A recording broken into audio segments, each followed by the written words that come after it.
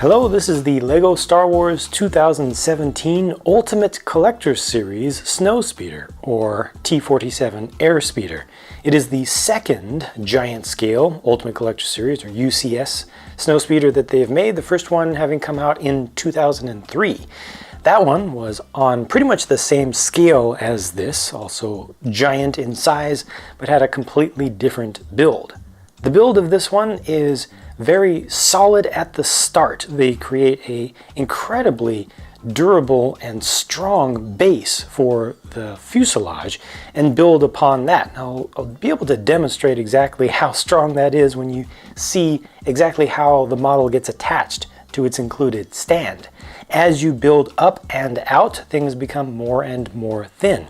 For the major surfaces of the outer skin of the fuselage, which are obviously very flat and geometric, they do switch to plate-based construction, and you actually have upper fuselage plates and lower fuselage plates, or wing plates. They're attached together with a combination of single-axis hinges and Mixel-style ball joints. Plus, there are two very controversial connections made with rubber bands. Let me just get that elephant out of the room quickly so I can move on to the overview of the completed model. It's this whole plane down here, this whole panel, and this one on the other side. So each of those sub-assemblies is connected with a rubber band that gives it a little bit of elasticity under here that just keeps it nice and snug.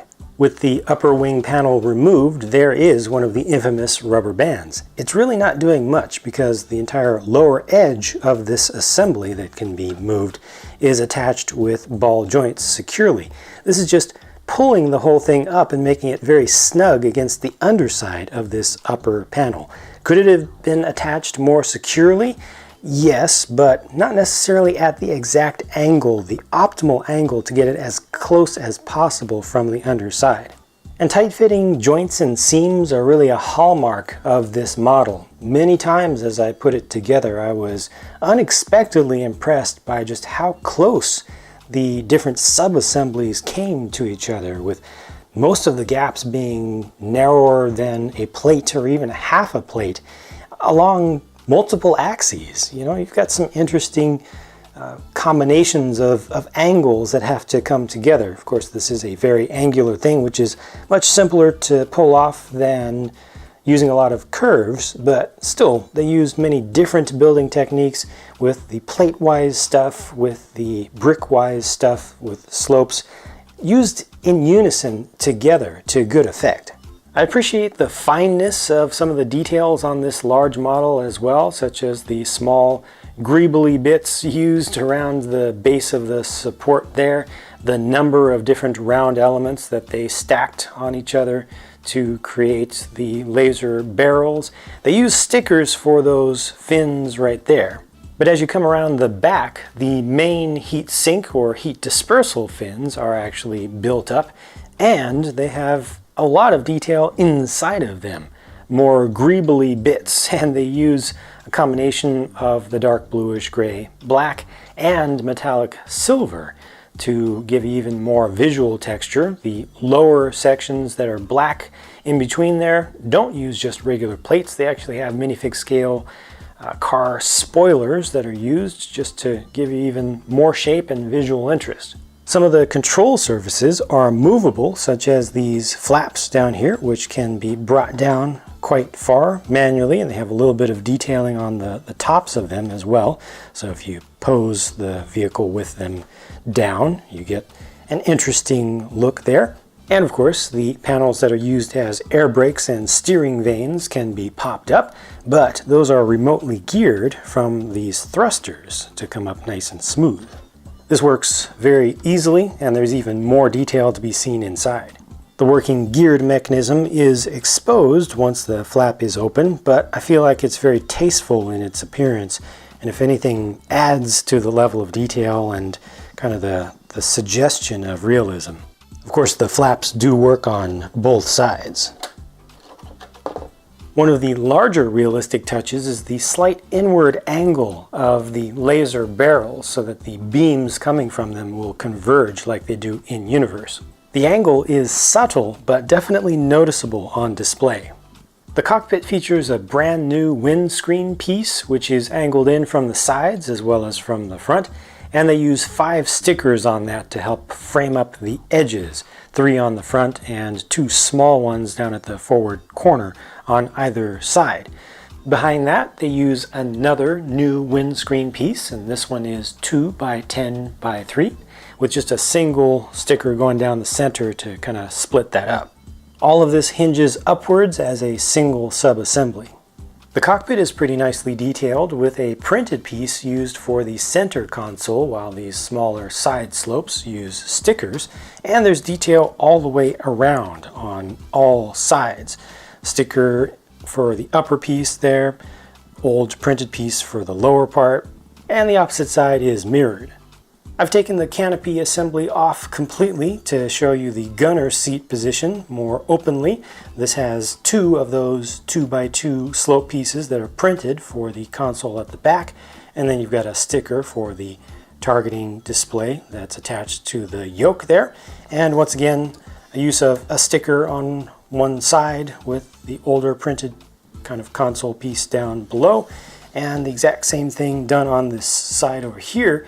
And I really like what they did with the seats. They're just nice and very smooth, just how they come together. It's another example of nice, very thin joints between parts. Pulling this off lets you see the sub-assemblies that are beneath there a bit. Actually, each seat is built separately, and then they use 2 different hinges to bring that all together, and they just top it off with this nice 2 by 4 curved piece, which just all fits together almost like it was planned that way. Probably because it was. And then there's this. Completely unnecessary, but a really nice bit of fan service there.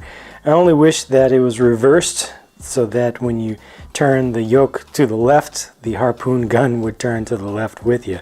But still, it's a nice little mechanism in there, and it's very smooth as well.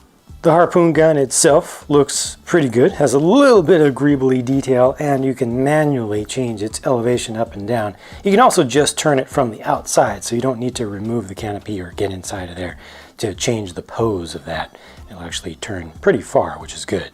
Here's one more thing about the cockpit and canopy that really impressed me when I was putting the model together. It's basically that corner right there, because these side window parts, they're hinged, but they hinge in just perfectly with the little modified 1 by 2 plate pieces with the ridge along the side to allow this hinge to fit just inside of there when it is brought down from the top. So that's gonna just slide right in there. Everything is gonna get nicely captured in place, and then a couple more pieces go over that to help to hide everything away. But it's, again, just the gaps are just so tiny. I really like it.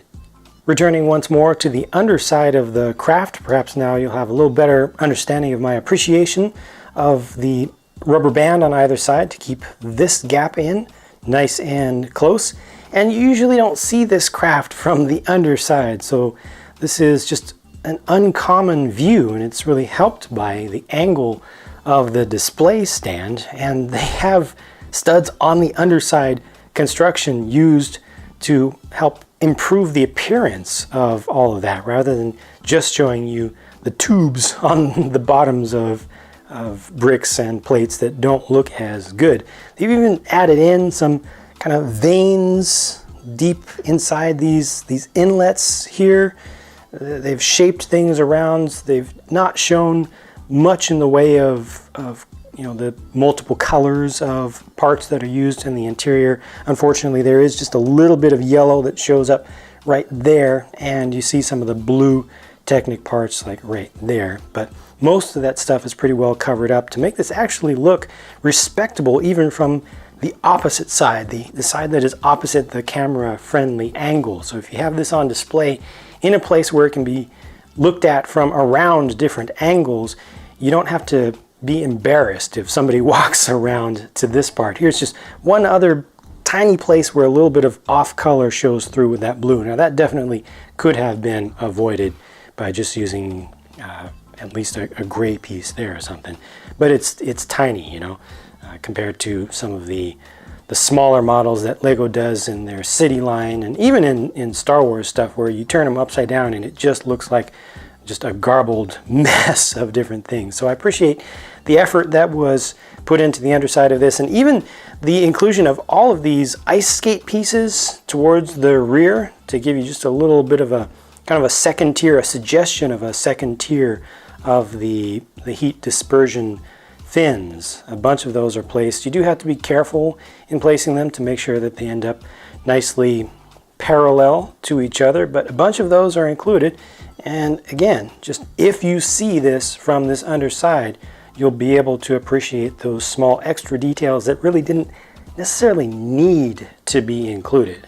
Now the stand does display the model in kind of a banking action pose over to one side, but you can just bring that straight up. They've done this with a number of different models, giving you a couple of different options for how to display it.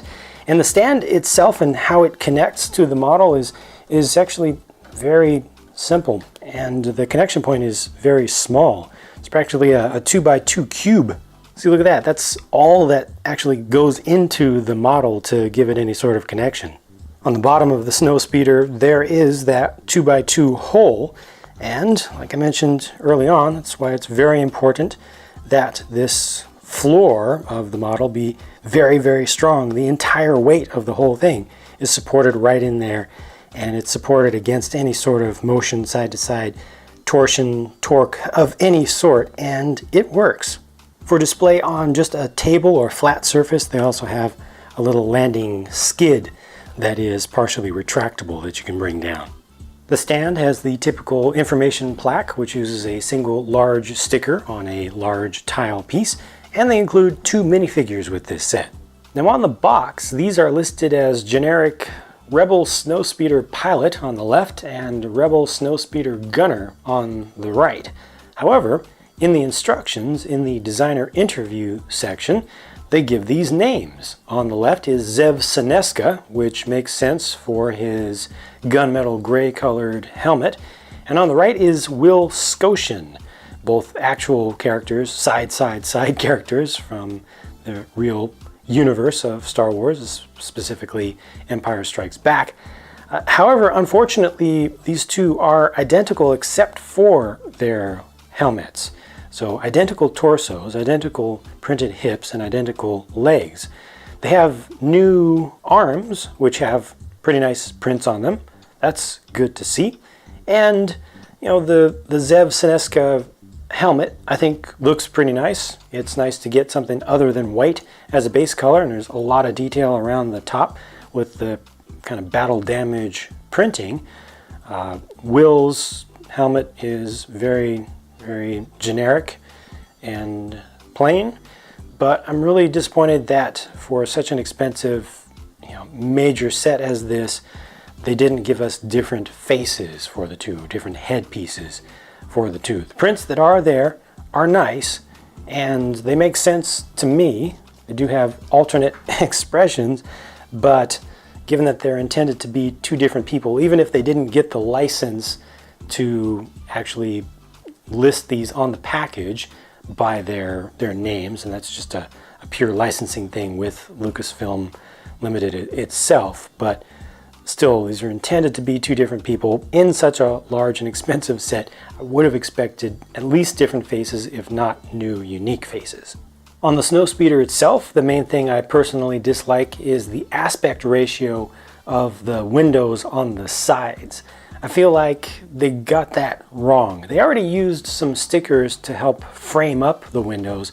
I feel like they could have just included some additional stickers to put on the tops and bottoms of those to bring down the height or bring up the base. I think from the top would have been better between the two if they could have only chosen one of those, or they could have come up with possibly a way to use just smaller pieces here hinged inward with hinges starting lower down to just make this all thinner all throughout this.